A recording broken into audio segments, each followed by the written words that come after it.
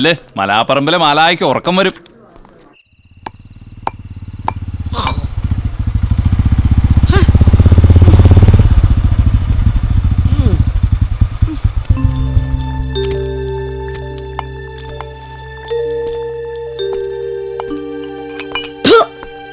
അവനവന്റെ ആവതിനനുസരിച്ചൊക്കെ തുപ്പിയാ പോരതല്ലേ?